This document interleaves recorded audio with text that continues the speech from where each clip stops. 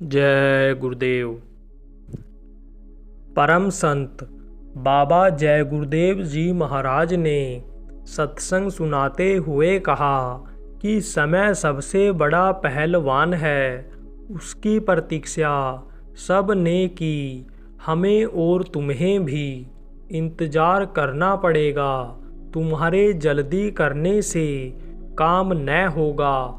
जैसे कोई बच्चा आज पैदा हो और तुम आज ही चाहो कि वह पैदा होते ही दफ्तर में जाकर काम करने लगे, तो ऐसा नहीं हो सकता।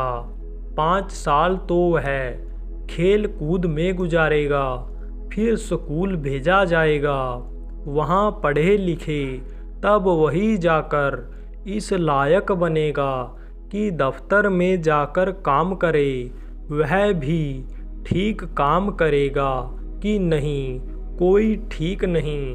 तो समय की प्रतीक्षा सबको करनी पड़ी, और जो काम समय से होता है वही अच्छा होता है। लेकिन जब इतनी भीड़ सड़कों पर आकर मिले तो समझ लो कि अब परिवर्तन बहुत नज़दीक है। और महात्मा आए, उन्होंने जो पेड़ लगाया उसका फल न उन्होंने खाया, न उनके समय के लोगों ने खाया। मैं ऐसा प्रयत्न कर रहा हूँ कि जो पेड़ मैं लगा रहा हूँ उसका फल मैं भी खाऊं और तुम सब लोग भी खाओ। स्वामी जी की शिक्षा भरी कहानी। समय बड़ा पुराए। एक सेठ जो समय के चक्कर में फंसकर गरीब का मुहताज हो गया, हालत यह हो गई कि रोटी का भी कोई आधार न रहा। सेठ सेठानी ने बड़े दान पूजा पाठ किए थे। एक दिन सेठानी ने सेठ से कहा कि अमुक स्थान में एक राजा है, वह सबका पुण्य खरीदता है, चलो हम भी अपना एकाध पुण्य बेच दें ताकि पेट तो चले। सेठ सेठानी दोनों चल पड़े, राजा के घर पहुँचे। उन्होंने उनसे कहा कि हम पुण्य बेचने आए हैं। राजा ने अपना वह आला ले आया जिससे वह पुण्य देख कर खरीदता था। उस आले के सामने उसने दोनों को खड़ा किया। उसमें कोई पुण्य नहीं निकला। दोनों प्राणी निराश होकर वापस लौटे। तो अब क्या करें?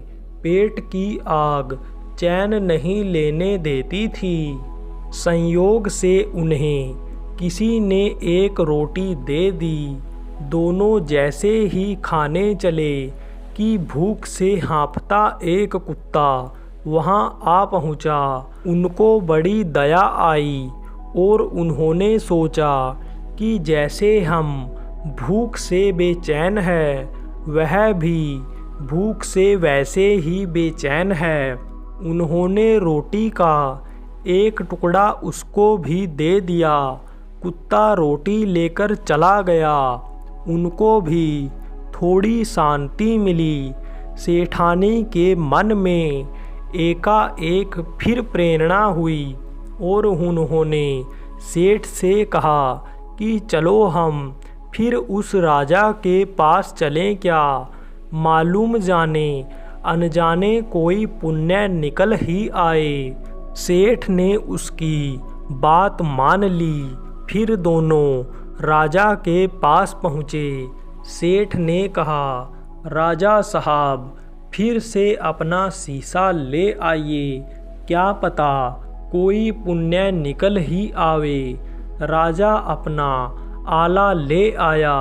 जब सामने रखा तो उसमें कुत्ते को रोटी देने का पुण्य दिखाई दिया। राजा ने जब उसको तोला तो उस पुण्य के बदले खजाने की सारी संपत्ति तराजू पर चढ़ गई। फिर उस पुण्य का पलड़ा भारी ही रहा। स्वामी जी ने कहा कि भूखे को रोटी खिला देना यह सबसे बड़ा पुण्य है, उसकी आत्मा दुआ देती है।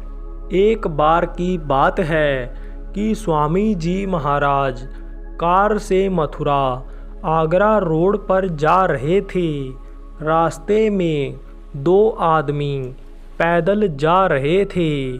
स्वामी जी ने गाड़ी रोकी, उन दोनों को बैठाने को कहा और पूछा कि कहाँ जाना है।